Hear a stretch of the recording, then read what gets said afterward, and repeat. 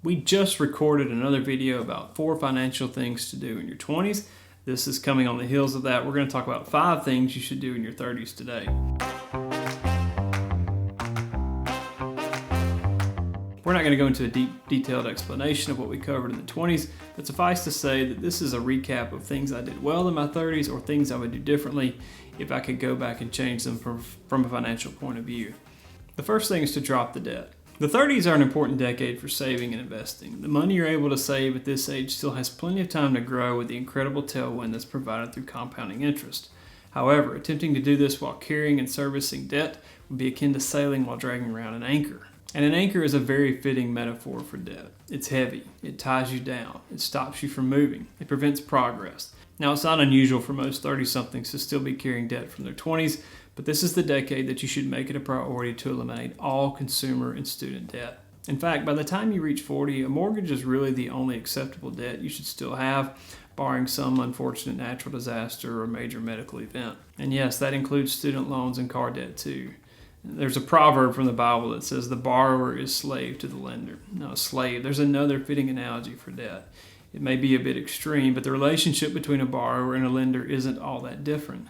The bottom line is saving and investing for your own future is difficult or impossible to do if you're also obligated to service a variety of debts. Every dollar that you send to Visa, the Department of Education, or General Motors is a dollar that isn't yielding 8% or more each year in investment returns. Time is short. Run from the debt that you have in your 30s. All right, item number 2 is to be a pro. I remember first being asked or first answering the question, what do you want to be when you grow up, when I was in kindergarten? Now, if you're normal, you probably had a variety of answers to this question as you age. My answer was a fireman, by the way. Now, the great thing about growing up is life is a blank slate.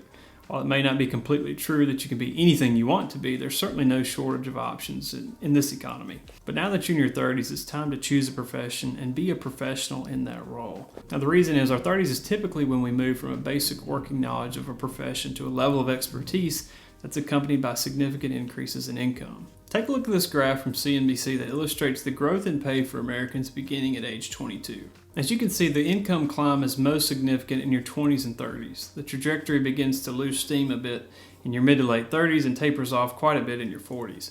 Of course, this is an average. You may see significant pay increases in your 40s too, but odds are your 30s are the time to make hay. Find a way to press into more income. Maybe there are professional certifications or other credentials you could obtain to justify an increase in pay. Perhaps you could take on more challenging work to create more value for your employer or yourself. Or maybe you could just have a long overdue conversation with your supervisor about your market value. Whatever your strategy, have a strategy. Become indispensable. Get paid. All right, number 3 is ramp up investing. I've already covered the importance of reducing debt, and the natural consequence of that step is that you should have more money to invest.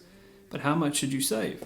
Well, generally I recommend that you save 10 to 15% of your income if you start in your 20s, 15 to 20% if you start in your 30s, and 20 to 25% if you're in your 40s. And again, the reasons you can save less in your 20s are twofold. 1, you probably have less money available to save because your income is low. And 2, because compounding interest has more time to do its glorious work to make you wealthy. And now that you're eliminating those debts and your income is increasing, it's time to capitalize.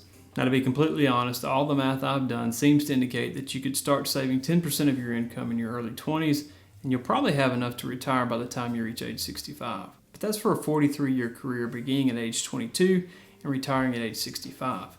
I, for one, do not want to have to wait until age 65 to retire, so I save more. Even if you have no aspirations to retire early, you should do this as a safeguard against an unforeseen early retirement. After all, on average, Americans retire 4 to 6 years earlier than they expect to. Also, 56% of people retire due to a circumstance that's beyond their control. Only 20% list being financially able as their primary reason for retiring. Think of a full nest egg as early retirement insurance. Hopefully you won't need it, but if you do, imagine how relieved you'll be. And finally, I've never heard a single retiree lament the fact that they saved too much for retirement. Now, sadly, I have heard the opposite. Many say they wish they had saved more. By pushing yourself to save more now, you're effectively taking control of your retirement saving at a time in your life when options are still abundant, instead of putting it off to an age where the options for income are less and less common or realistic.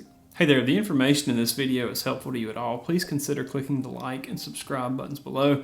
That helps our channel to grow. It actually allows me to continue making videos and content so I can teach people about personal finance. Number 4 is buy that house. Nothing has done more to drive up household wealth in America than home ownership. In 2022, homeowners enjoyed a median net worth of $396,200 versus only $10,400 for renters. That's 38 times the total net worth. Of course, one could easily make a chicken or egg argument here that a higher income leads to home ownership, so this is just a symptom from a different issue. I suppose that's fair, but I also know that a mortgage is an agreement to slowly acquire an asset through debt, while rent simply reserves one a place to lay their head from month to month. A mortgage payment is also typically the same for the term of the mortgage, while rent is often subject to increases over time. Simply put, a mortgage buys an asset, rent does not. Assets drive up net worth, rent does not. Now, that's not to say that renting is always a bad idea. There are certainly situations where renting makes perfect sense, but most people don't fall into that category. Furthermore, most people in their 30s have kind of landed wherever it is they plan to live for the foreseeable future. Many 30-somethings have started families and want living arrangements that support growth and provide security, and home ownership does that. Combining an improved standard of living with an appreciating asset that will improve your net worth is a bit of a no-brainer. So if owning a home is something you have hopes for, your 30s are a great time to take that step if you haven't already done so. But how much house should you buy? Personally, I don't think any home should come at the expense of saving and investing for retirement. You have to find an affordable place to live so you can continue to build wealth through saving and investing. I recommend that you keep your monthly housing costs below 30% of your monthly take-home pay. Any more than this, and you're probably not going to have enough left to save elsewhere. And if you have a car payment or a car debt, the combined total of your car debt and your mortgage should not exceed that 30%. In all likelihood, this amount will probably feel a little stressful initially, but over time, as your income increases and your mortgage payment stays the same, it will feel easier. I also wouldn't recommend buying a house unless you plan to stay there for at least 5 years. Housing and real estate go through market fluctuations too, and it would be unfortunate to have to sell your house at a loss not long after you move into it. All right, number 5 is get an estate plan. In your 30s, your net worth is now hopefully on the north side of zero. And even if it isn't, you likely have assets that will need to be distributed in the event of your untimely death. Unless you want the state to decide how those assets are dispersed, then you'll need a legal will or trust to ensure your own instructions are followed. Now, having a will drafted or doing it yourself is probably easier and less costly than you think. Now, arranging a trust is a larger commitment of both time and money, but if you have significant assets or unique needs that you want addressed in your estate plan, trusts are a great solution. Metaphorically speaking, you might think of a will as a mitten and a trust as a glove. Trusts provide a more accommodating fit and greater dexterity in executing your estate. In addition to estate documents, you need to get a term life policy if there's anyone in your life that's depending on your income to provide for them. This would certainly include your children, but even if you don't have kids, you may need life insurance to protect your spouse if you have a mortgage and don't want him or her to be forced to sell the house once your income is lost. Now, rule of thumb for deciding how much life insurance to buy is 10 times your income. I think this is a great place to start, but if you're like most people, your income and your family are likely to grow with time. Now, in my case, I initially bought a 20-year term life policy when my wife and I bought our first house. 10 years later, it was only about 7 times my income and completely inadequate for my wife and 2 children. The last point I want to make is to be sure and keep your beneficiaries updated on your retirement or other investment accounts. The account custodians will direct those funds to whomever is listed as the beneficiary on the account, no matter what your will says. One of the more salacious stories I've regularly heard from financial advisors is about those who accidentally leave a 401k or IRA to an ex-spouse because they failed to update beneficiary information after a divorce. Don't be that person. Update or check those beneficiaries frequently. And to clarify in this section, I am not an attorney. I'm not advising you to draft your own will. If you have estate needs, please reach out to a competent legal professional. Number 6 is set something aside for college. From 2010 to 2022, college tuition increased at an annual rate of 12%. And over that same period, general inflation was about 2.43% annually. It's getting more and more expensive to go to college, and if you have children that you hope to receive some sort of post-secondary education, it will almost certainly be helpful to save in advance if you can. And using a 529 plan is a great way to do that. A 529 plan works much like a Roth IRA in that contributions to the account aren't eligible for a tax deduction, but the earnings and withdrawals are completely tax-free if they're used for a qualified educational expense. And furthermore, depending on the state you live in, you may be able to receive a state income tax deduction for your contributions to a 529 plan. Now, we did list this toward the end of the video because it's not as high a priority as other goals that we listed before. Having something set aside for your kids' college education is a nice to have, but it's not as important as making sure you have enough for yourself first.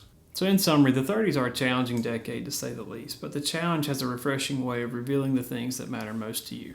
Making wise choices in this decade, perhaps more than any other, will shape the rest of your financial life. And we have much more about saving and investing on our website and our YouTube channel. We'll have some links below in the description. As always, we're grateful for your interest in our videos. God bless and take care.